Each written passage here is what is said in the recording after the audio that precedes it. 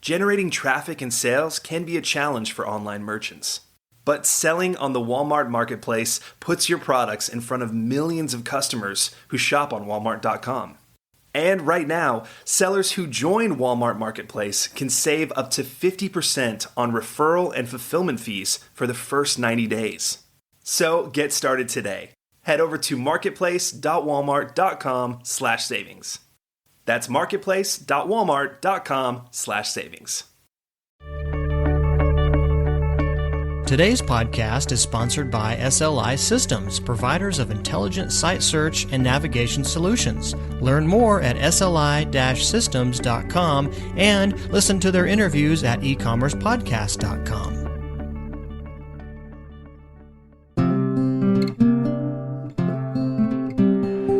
Your path to e-commerce success starts right here. You're listening to Practical E-commerce, the podcast for e-commerce results.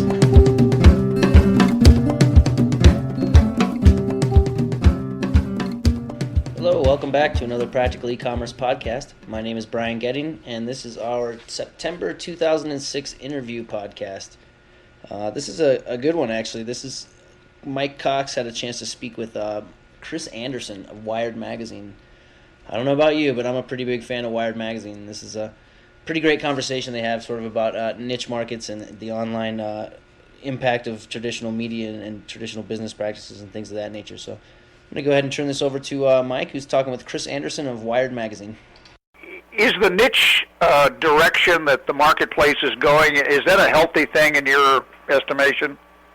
I think it's got upsides and downsides. I think the upsides outweigh the downsides.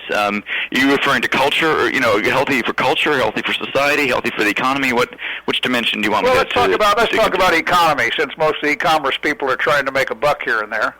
Yeah, I mean, I think that first of all, it certainly expands supply, so there's more stuff being made than ever before, and it appears to often, although not always, expand demand, which is that if people are able to satisfy their niche interests, they tend to find things that are more satisfying to them, and they're more they're more engaged, and they tend to expand their consumption. So looking at music, there's clearly more music is being listened to than ever before. Now that doesn't necessarily translate into revenues, which we can talk about later, but you could see how it might, if you define revenues very expansively to include things like live touring, it could increase the overall industry. So there's more stuff being made than ever, and people are able to choose from a wider palette and are often more satisfied with what they got, and so that tends to have expansive effects on the economy. However, most of the businesses, to counter that, however, many of the new producers of this content are amateurs who are making it for free, and so you're seeing that many, industries are being effectively demonetized. Classified ads being the classic, classic example with Craigslist, but also the amount of music that's being given away for free on MySpace, the video that's been given away for free on YouTube. Then Britannica now competing with a non-commercial encyclopedia in the form of Wikipedia. So that obviously has a challenge for the markets as a whole. So good for producers, good for consumers, challenging for many of the traditional commercial players in the middle. Is it your thought and your vision that this is going to cause a major ground shift under traditional business?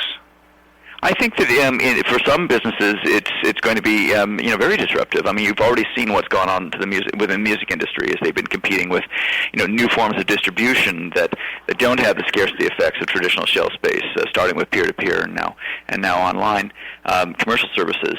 We in the traditional media now compete with not just other forms of traditional media, but also millions of blogs. That's challenging. The newspaper business obviously is incredibly challenged. Radio is now dealing with competition not just from satellite and cell phones, but also from the iPod, which is the ultimate, DJ, micro channel of one. So these are all challenges. I think that that they're not the death of any of these businesses, but they are going to require change in the way we work. Let's look at it from the other side of the coin. Here's the would-be entrepreneur sitting out here seeing this, all of this action take place and having the perception that it's pretty much easy pickings to join the fray. What's your thought on that? Well, it depends what you mean by join. The business opportunities are primarily, the large business opportunities are primarily in what I call the aggregator space. So these are the Amazons and Netflixes and iTunes and Googles, et cetera, that are managed to aggregate from the head to the tail, get lots and lots of content. Some of it professional, some of it amateur, and present them all and make sense of this marketplace and make it easy for consumers to find what they're looking for. Another example of that would of course, be eBay, which does the same thing for physical hard goods. So most of the business opportunities right now have been in the aggregator space, and most of the people who are now extending the long tail in products tend to be relatively small businesses or amateurs. The mom and pop selling on eBay, the third party merchants selling through Amazon, the individual bands who are selling through iTunes. None of them are necessarily making a lot of money, but they're doing it for a multitude of reasons that include maybe incremental income, but can also include things like reputation and just being able to tap a global audience. As an entrepreneur, you may not be satisfied with one of the small businesses. And so the question is really, right now we have a relatively short head of aggregators. There's iTunes dominates its space. Sure. Netflix dominates its space. Is there an opportunity for niche aggregators? Not a one-size-fits-all music aggregator, but instead, just classical or just jazz. Could you have one just for, just an anime aggregator to, in some sense, compete with Netflix by specializing rather than being another generalist? I think that's going to be the next level of entrepreneurialism here. Mm-hmm. We hear an awful lot of conversation about the World Wide Web version 2, so to speak.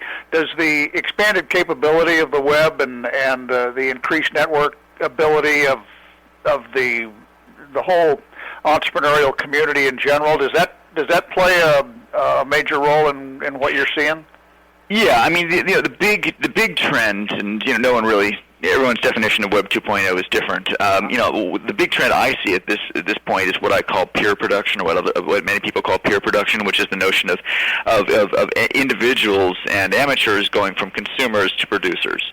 And the fact that they're now creating things that get mass appeal, that they're creating things that is competing with the professional stuff is the big trend. And this is enabled by technologies like blogs, like the social networks, like services like YouTube and MySpace that make it very easy to write as well as to read, to upload and to contribute rather than just passively consume.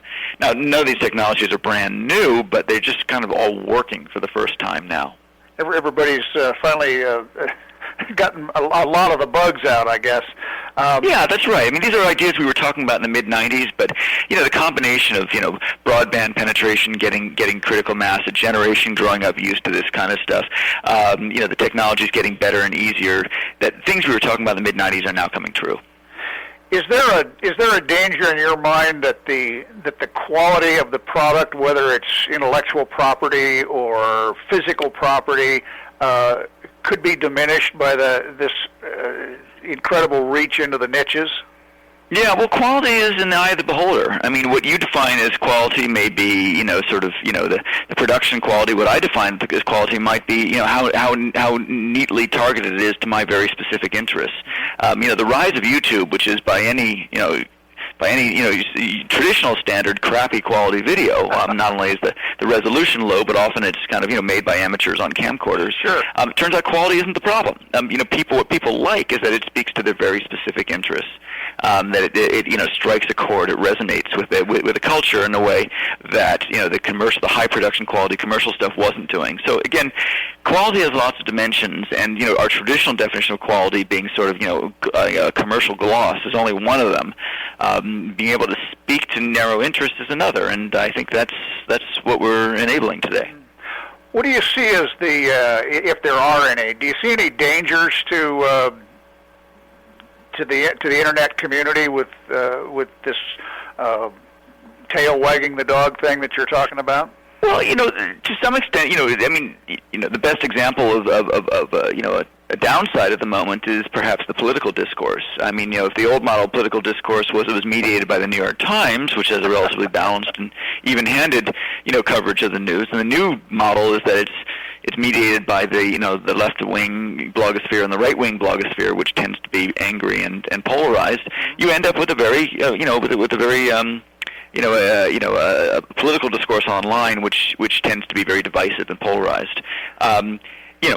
I think that's basically a pent-up demand for voices other than the New York Times now being realized, and I don't think I suspect that as we get over the kind of attraction of the new voices, the angry new voices, we may again look for more balanced and even-handed coverage and some mix of the professional and the amateur voices in the political discourse. And so perhaps the pendulum has slightly overswung at this moment from the institutions to the individuals. But I suspect this will swing back, and that we will find a kind of a more civil way to talk about politics online than what we've currently got. Well, it's interesting. In the magazine industry, at one point, your organization, Wired, and others like it, were considered sort of renegade and edgy and all of that sort of thing. But quite frankly, you've become pretty respected, and you've achieved that even-handedness and balance that you're talking about. Well, we're part of Condé Nast now, which is which is a very mainstream publisher. I don't actually. Condé Nast has not changed us in any way. They've in many ways enabled us to do what we do. It's interesting. I don't think of us as being even-handed in the kind of the traditional American journalistic way. I think of us as being almost campaigning in many ways.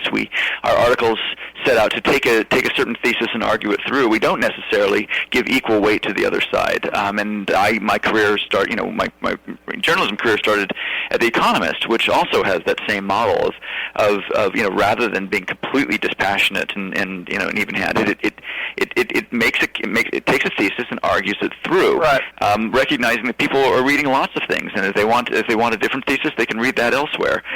But the virtue of taking a strong stand on something and defending it, I think is something Wired has done very well in the past, continues to do, and is not traditional American journalistic standards, but I think is very much the right model today in a world of infinite media choices where you need to stand out. Right.